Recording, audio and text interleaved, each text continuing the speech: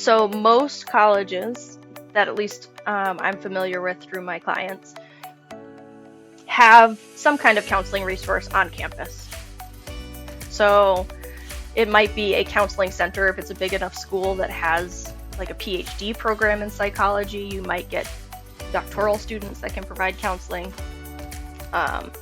For other schools that may not have those resources, they still may have a few counselors on staff that can provide a few sessions of support. And if you need more ongoing support than a counseling center on campus can provide, we're going to talk about how to access therapists closer to campus. Hi everyone, and welcome to the MIFA podcast. My name is Jonathan Hughes.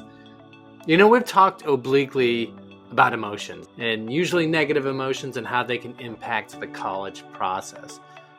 But we've mostly done so from a parent's perspective, or talked about how these feelings can lead to poor decision making when it comes to choosing which schools to attend or how you're going to finance college. But going to college, applying to college, receiving rejection notices or acceptances, moving away from home, these are, of course, incredibly emotional things, and students can be anxious about them. Well, you just heard from our guest on the show today, who's going to talk about her experiences counseling students and parents on this very issue. So if you're a student experiencing college anxiety, or maybe even if you're just a bit nervous about the road ahead and you want to know what supports that you might have at college, or if you're a parent wanting to know the same things, please take a listen. Now, I'll be back after the show to wrap things up, but for now, let's go ahead and meet our guest. So my name is Kelly Hulyk. I am a licensed mental health counselor in the state of Massachusetts. I've been practicing as a therapist for about 8 years, and I've been independently licensed for about 4. I've worked with children, teens, and young adults pretty much the whole time. And even before that, I was working with college-age kids as an academic coach at Bridgewater State University. And then I did a little bit of time as a weekend dorm parent for a private high school. So I've worked with teens and young adults for quite a while. So, and you're pretty experienced then with college and college kids then. Yeah, so I was in their Academic Achievement Center, which is just a big hub of academic support services. They had tutoring and writing support, math support. I was an academic coach, so I was more of a general skills-based support. I worked a lot of times with kids who we had a program called Grade Point Recovery, so kids who were kind of in their first or second semester whose grades were like yellow to red flag-ish, and were thinking they needed a little bit more guidance on how to figure out this college thing. So I definitely worked with kids from a whole bunch of different backgrounds, and tried to give them a little bit of a confidence boost and kind of get to know themselves well enough to know what study skills worked for them best, how to access different services on campus. And obviously that transitions really well into working with that age group as a therapist as well. Yeah, so let's talk about how you came to us. So a colleague of mine was taking her child to the pediatrician and saw a poster in the pediatrician's office. And I wonder if you could tell everyone what that poster said. Yeah, so the poster was for, it's actually a couple years old, but it's a poster for a group I wanted to run specifically for kids who were heading off to college. And so it was around probably 2022 that I came up with that idea, because we were coming out of the pandemic era. Kids had experienced a huge disruption in their educational experience, and I think there was just a little bit more anxiety than perhaps is typical for kids of that age group who were heading to college. I had a couple of clients on my caseload at that time that were struggling with the decision-making process as far as going to college, and then once they made the decision, were still very anxious about what does life look like in college?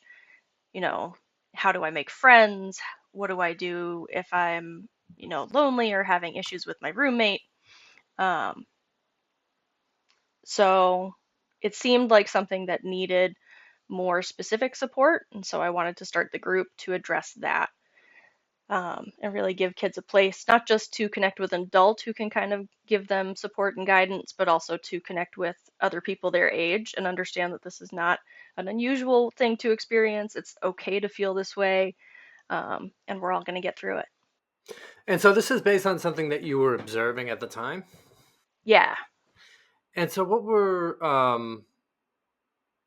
some of the things? I mean, I think you just said some of them, but what were some of the things that you were hearing from students, and how has it changed? You mentioned the pandemic and coming out of the pandemic, anxiety being a little bit higher. We're 5 years on, maybe, from the pandemic. What has changed and what has stayed the same? So if you think about the kids who are graduating this year, they were probably either finishing middle school or just starting high school at the time the pandemic happened. And so they very much remember not being able to see their friends, having to stay home, getting really comfortable at home for a lot of Mm, them. So I think 5 years ago, or even 3 or 4 years ago, the the anxiety about leaving home was much more global. Everyone kind of felt that way.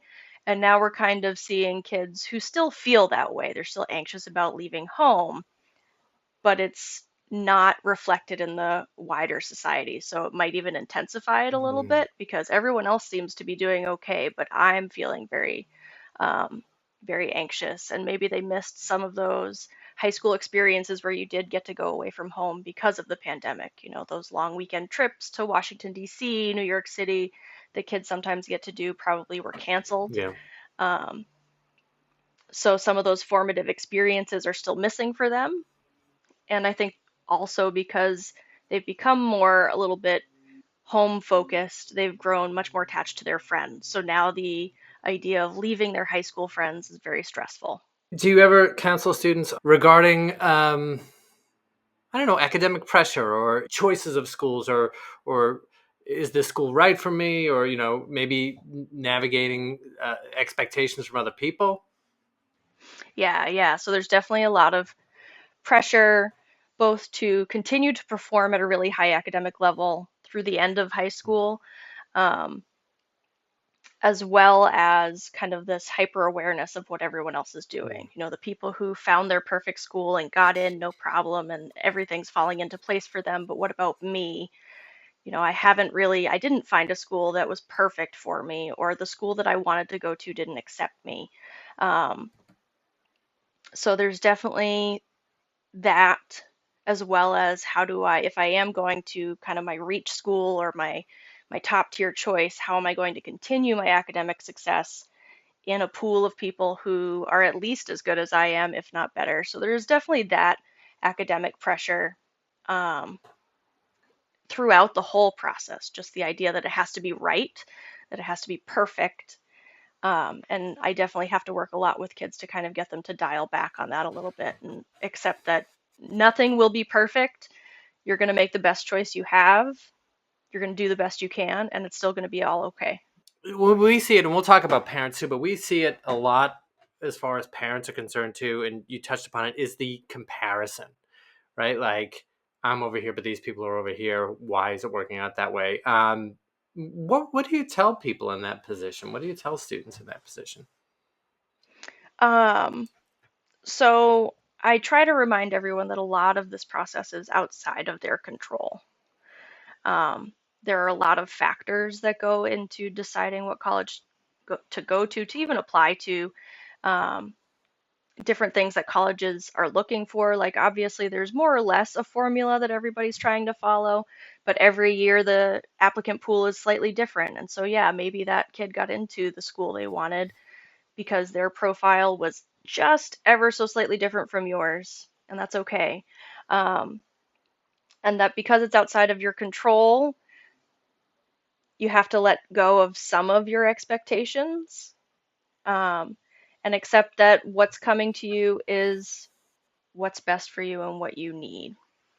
Um, and that it's always possible to course correct. Mm, I was just talking to a kid this weekend who didn't get into her top school.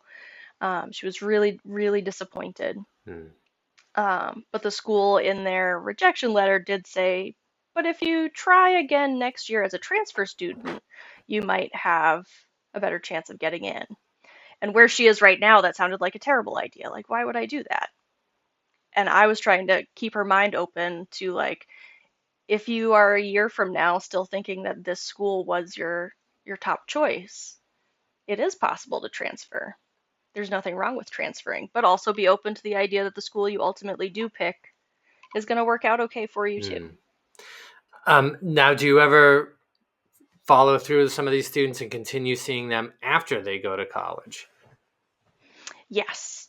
Um, Usually, once they go off to college, it becomes much less frequent. It's usually like I'm home for break and I come in for a tune up and just kind of talk through how their semester went, what were the bumps in the road, what did we learn, what are we going to apply next semester, where can we adjust, and sometimes also the a little bit of culture shock that comes with, especially that first year of college. You've been away for a few months, now you're home, you're trying to reintegrate back into your family's routine. You're trying to reconnect with friends who have also been away for a few months and maybe things have changed. The friendship dynamic is a little bit different. Um, so there is definitely some ongoing support that happens for the kids who do go off to college and were using my support beforehand. They still find it useful after. Do you ever talk to students who do choose to transfer or do make a big decision? They get to a college and they're not particularly happy, and maybe they decide it's not the right college for them. How do they determine whether or not to make a change? It really varies Hmm. by case because it depends on how they did their first semester. So when I do have kids, I have had kids who call me in September, October, and they're like, "This was wrong. I can't be here anymore. This isn't what I want." And I try to encourage them to stick it out at least through the first semester, if for no other reason than to get the credits. So that if you do transfer, if you decide to pause your college education and go back later, you at least get the credit for what you did for those 3 months. Um, and then we talk about what were the Hmm. issues. Why was this not a good fit for you? Was it the social aspect? Was it an academic thing? Were you too far from home? Um, and are they things that with another 3 months on that campus, could they change? Could you try some other things that are available on campus? Um, is there an underlying issue, like, a mental health issue like anxiety or depression that was okay because you were at home and you had lots of your familiar supports, and then once you kind of detached from that for a few months, it got a little dicey and you need, to maybe check in with a therapist on campus or near campus, look into other resources for your mental health. Um, or is it genuinely, I thought I wanted to be a teacher and I've been taking teaching courses and I no longer want to do that. I want to be an architect and I want to transfer because academically another school will serve me better. Seeing as though they don't see you all that often if they're going off to college now and they only see you when they come back, what's the advice then? So most colleges that at least I'm familiar with through my clients have some kind of counseling resource on campus. So it might be a counseling center if it's a big enough school that has like a PhD program in psychology. You might get doctoral Hmm. students that can provide counseling. Um, for other schools that may not have those resources, they still may have a few counselors on staff that can provide a few sessions of support. Um, and if you need more ongoing support than a counseling center on campus can provide, we're going to talk about how to access therapists closer to Hmm. campus. Or if they're in Massachusetts and they're willing to meet with me virtually, I can continue to do that for them, depending on where they're located. Now, there's an insurance component to this as well, right? Yes. Um, so, insurance, that's a conversation that I recommend parents and kids have before we head off to school.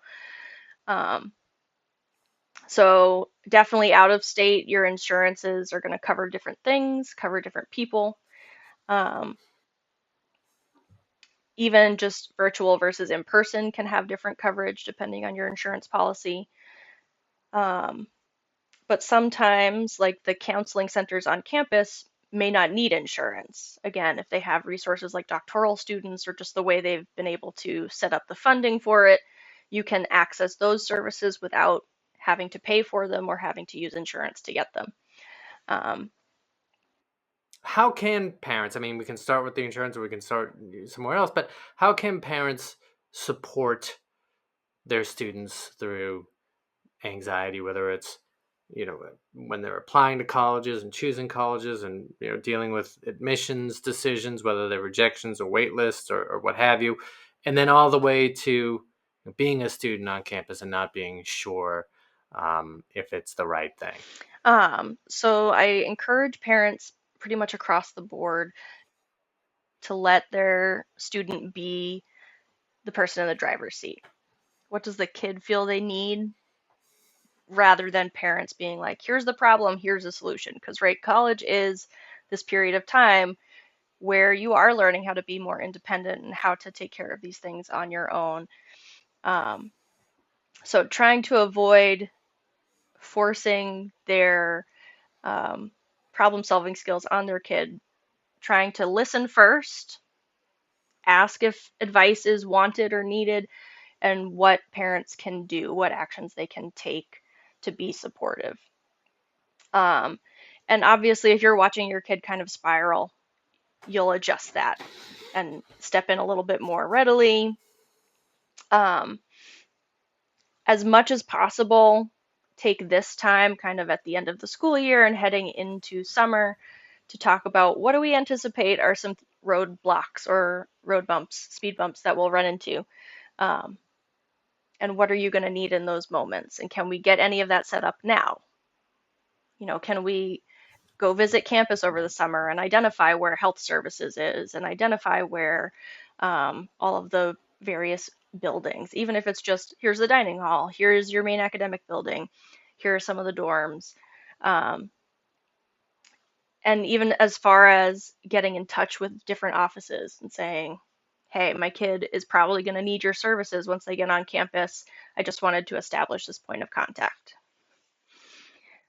Um, Obviously, different schools will respond to that differently, but it never hurts to say, hello, here I am. What can you offer me for the summer?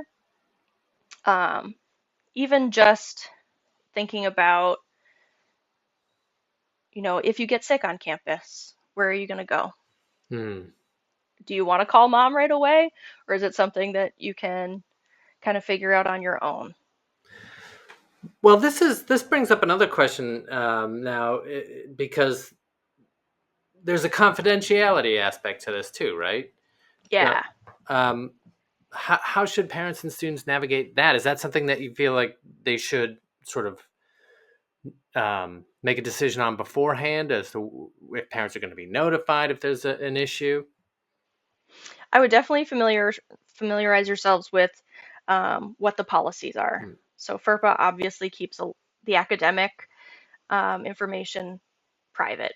And that surprises a lot of parents. At least when I was in academic coaching, it was very surprising to a lot of parents that they couldn't just email us and say, hey, how's my student doing Yeah. in this? Have you done this?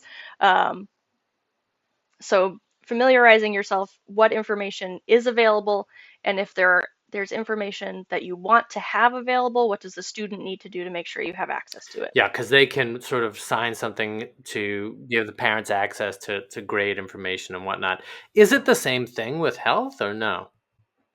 So health will have similar but different. Hmm. Um, so for my practice, I do have a release form for parents of kids and young adults over 18 where the kid can specify what I want you to be able to talk to my parents about. Hmm. And it could be just things like paying for sessions. It could go as deep as treatment plans and, progress updates. Um, and that's really for the kid to decide ultimately. So another space where parents kind of need to let the student be in charge.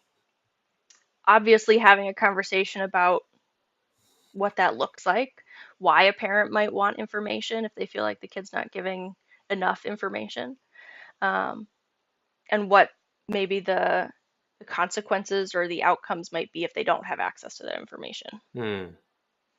Like if you are sick and need information from mom but can't call her yourself, it's a good idea to have a release on file so someone on campus can reach out to parents and say, what's the deal with this? Um, but some kids also want that little bit of reassurance that parents can't have all the information, Sure. and that's okay too. Yeah. Now, I want to ask you if you've ever counseled parents, as well as, and I'm not necessarily professionally counsel them, but had conversations with them during the admissions process, the application process, and the whole struggle of where a child is going to go to college or where they got admitted to college, and what has that experience been like? So that process, it does really vary by the family circumstances and kind of what um, the parents' expectations for their kid are and what the parents' attitudes towards college are. Because obviously, some families, college is brand new and really exciting, and we're glad that our kid has this opportunity. And some families are very much more strict about where their kid can Mm. apply or how much money we're willing to spend. Um, so throughout the application and admission process, generally I find parents can be a little overbearing. Um, because it is, it's a tight deadline. It, it's a process that can feel both extremely long and drawn out and also super fast and scramblish and kind of panicky. Um, and obviously, parents have their own stress about it because college can be so expensive, not knowing what the financial aid picture looks like, not knowing what to do with financial aid packages once you get them. Um, so Yeah, trying to help parents kind of contain their own anxieties too is definitely part of the process. Um, Everyone's allowed to be worried about this for different reasons, and making sure that everybody's taking care of their own anxiety and that parents can continue to support their kid. Well, I'm going to ask you my final question just after this one, but I wanted to ask you this one earlier, and just got carried away in the conversation. But I wonder what your educational journey was, and basically, when you knew you wanted to counsel folks, and how you went about making that happen. Um, so I majored in psychology as an undergrad. I did a psychology Spanish double major, which with kind of always the plan to do some kind of counseling work. The original thought in my head at 21, 22 was that I would eventually go get my PhD. Once I became an adult, I realized that's a very expensive prospect, and that I can, do the same work with fewer um, debts hanging over my head. Um, and then I graduated in 2010, so that was in the middle of a recession. Right. The prospect of getting jobs and all of that was very stressful, so I just ended up moving home and working in nonprofits, low income housing for about 5 years. And over the course of those 5 years, I realized like I still want to help people in a different way, in a more personal and relationship based Mm. way. And so that's when I decided to go back to school for counseling. And that's what I've been doing ever since. And I don't regret it at all. Now, finally, then, um, if you were to just have a minute with both students and parents to give them some sort of blanket advice between now, let's imagine that students are in, as they are now, sort of, you're counseling folks who are receiving their decisions from colleges and whatnot. What would you tell both the parents to always sort of remember and the students to remember as well? I think in terms of advice I would give to Mm. everybody is to remember that you can always course correct. That as much as this feels like a lot of our culture makes this feel like almost a do or die situation, like this is it, that's not the reality of it. You can go through this whole thing, like we said, and get to the end of your first semester, be like, this isn't for me, I need something else. Um, and discomfort is necessary for learning and growth. Mm. So this is going to be uncomfortable at times. Um, it's not supposed to be all rainbows and puppies and unicorns. Um, there are going to be some hard conversations. There are going to be some uncomfortable feelings, whether it's anxiety, loneliness, doubt. All of it's kind of part of the package, and that's okay. Um, and it's not going to last forever. For the majority of the kids that I work with, um, it ends up working out just fine. Like they do have all those feelings, but they stay where they are. They're glad they made the decision they did, um, and they're doing great. And then finally, for students for whom that, it is becoming more acute, it is doing so. What should they think of, and what should they do? Reach out always. Talk about this stuff. It's not something that you need to hide from anybody. You're not failing. You're not broken if you're in a lot of distress. It just means that you need to reach out. And I tell that to all of my clients of all ages, that ultimately these things are not signs that you have to, you know, keep everything in and hide. They're signs that you need support from the people around you. Um, and try not to look at what everybody else is going through and think because there's actually a really high rate of mental health issues on college campuses. Um, So even if it looks like everyone else around you is having a grand old time and they're living their best lives, I can guarantee you that some of them are struggling. Um, and there is help. It doesn't have to be like that. There are lots of ways you can get help, whether it's from therapists and counselors or even professors or res life staff on campus sometimes have training that can be supportive. Talking to your medical doctors if you want medication, all of those things are available and they can help. And it doesn't mean you've done anything wrong. All right. Well, thank you so much. I really thought this was great, and I appreciated you being here. Thank you so much.